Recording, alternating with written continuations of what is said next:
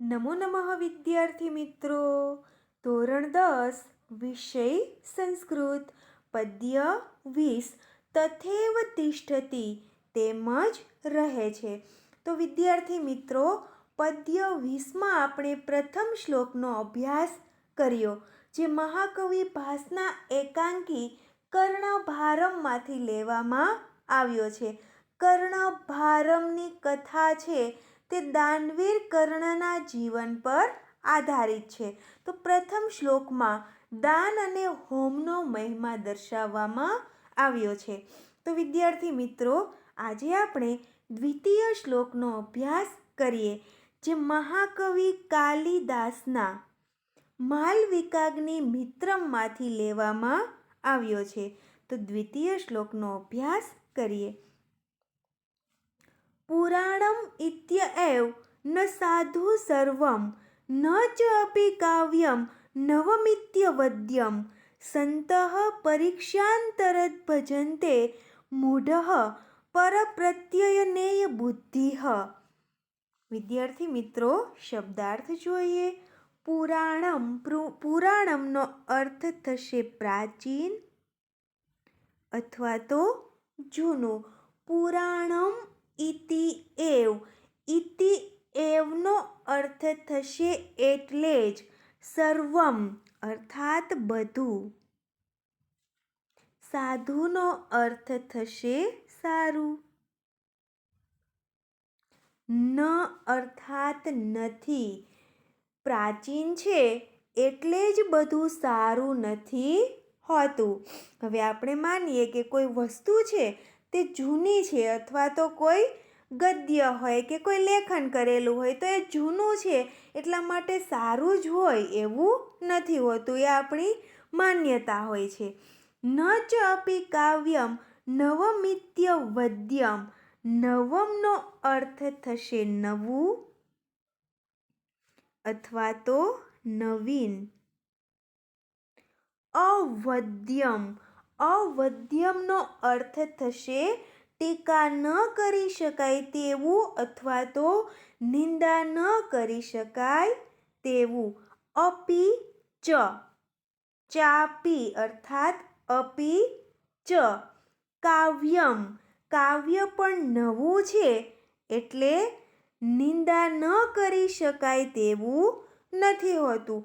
હવે આપણે એવું ધારી લઈએ કે આ તો કાવ્ય છે તે નવું છે, ગદ્ય કે પદ્ય તે નવું છે માટે એમાં ટીકા ન કરી શકાય તેવું નથી હોતું. સંતઃ પરીક્ષાંતરત ભજન્તે. સંતઃનો અર્થ થશે સંતો. પરીક્ષ્ય, પરીક્ષ્ય અર્થાત પરખીને અથવા તો કસોટી કરીને.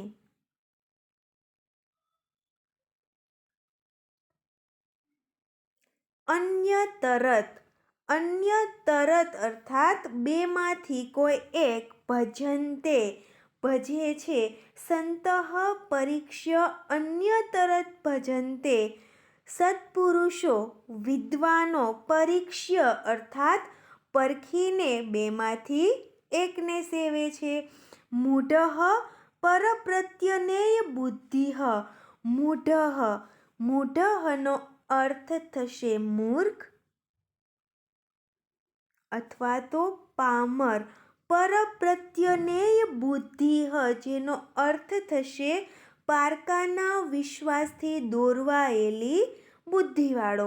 વિદ્યાર્થી મિત્રો, અહીં સમાસ પણ છે. પરેશાન પ્રત્યયઃ, ષષ્ઠી તત્પુરુષ સમાસ. તો મૂઢઃ અર્થાત મૂર્ખ વ્યક્તિ પારકાના વિશ્વાસથી દોરવાયેલી બુદ્ધિવાળો હોય છે.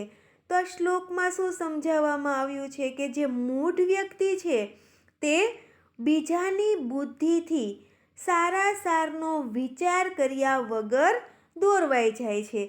બીજાથી દોરવાયા વિના મનુષ્ય પોતાની બુદ્ધિથી સારા સારનો વિચાર કરીને કોઈ નિશ્ચય કરવા જણાવવામાં આવ્યું છે. તો મૂર્ખ વ્યક્તિ છે તે કોઈ પણ બાબત વિચારી શકતી નથી. પરપ્રત્યનેય બુદ્ધિઃ એટલે કે બીજાની મૂર્ખ વ્યક્તિ હોય તે પારકાના વિશ્વાસમાં આવી જઈને એમાં દોરવાઈને એમાંથી દોરવાયેલી બુદ્ધિવાળો હોય છે, તે સારા સારનો વિચાર કરી શકતો નથી. વિદ્યાર્થી મિત્રો, શબ્દાર્થ ફરી વખત જોઈ લઈએ. પુરાણમ, જેનો અર્થ થશે પ્રાચીન અથવા જૂનું. સર્વમનો અર્થ થશે બધું. સાધુ, જેનો અર્થ થશે સારું. નવમ, નવું અથવા તો નવીન. અવદ્યમ, ટીકા ન કરી શકાય તેવું અથવા તો નિંદા ન કરી શકાય તેવું. સંતઃ, સંતો, સત્પુરુષો અથવા તો વિદ્વાનો. પરીક્ષ્ય, પરખીને અથવા તો કસોટી કરીને. અન્ય તરત, બેમાંથી કોઈ એક. મૂઢઃ, મૂર્ખ અથવા તો પામર અથવા જડ. હવે સમાસ. પરપ્રત્યનેય બુદ્ધિઃ, પરેશામ પ્રત્યય.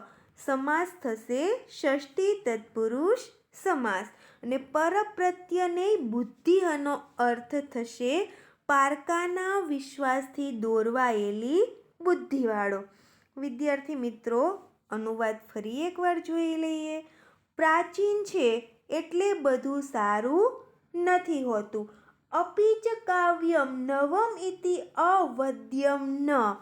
કાવ્ય નવું છે એટલે ટીકા ન કરી શકાય તેવું નથી હોતું. સત્પુરુષો, પરખીને બેમાંથી એકને સેવે છે. મૂર્ખ વ્યક્તિ, પારકાના વિશ્વાસથી દોરવાયેલી બુદ્ધિવાળો હોય છે.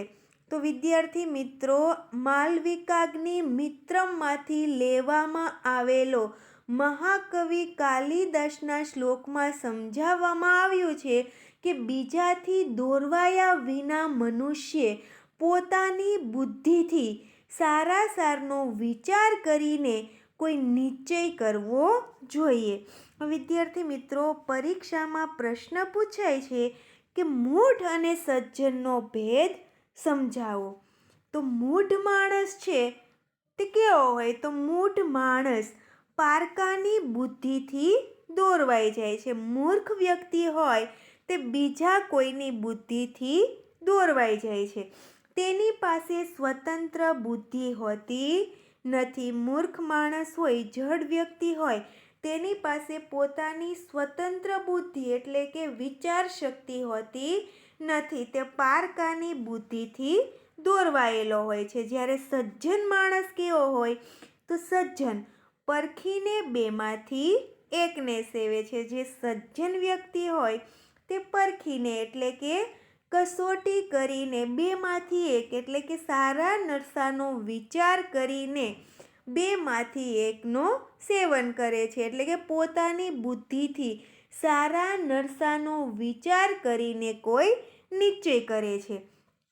સજ્જનની બુદ્ધિ છે તે સ્વતંત્ર વિચારસરણી ધરાવે છે. જ્યારે મૂર્ખ માણસ છે તેની પાસે સ્વતંત્ર બુદ્ધિ હોતી નથી. તે કેવો હોય છે? તો પારકાની બુદ્ધિથી દોરવાઈ જનારો. જ્યારે સજ્જન વ્યક્તિ છે તે કસોટી કરીને સારા નરસાનો વિચાર કરીને નિશ્ચય કરે છે. વિદ્યાર્થી મિત્રો, વિડીયોમાં જે સમજાવ્યું તે ફરજિયાત પાકી બુકમાં લખવાનું છે. અને આજના વિડીયોમાં કંઈ પણ પ્રશ્ન હોય તો કોમેન્ટ બોક્સમાં લખીને જાણ કરવી, જેથી તમારા પ્રશ્નનું સોલ્યુશન થઈ શકે. અસ્તુ વિદ્યાર્થી મિત્રો.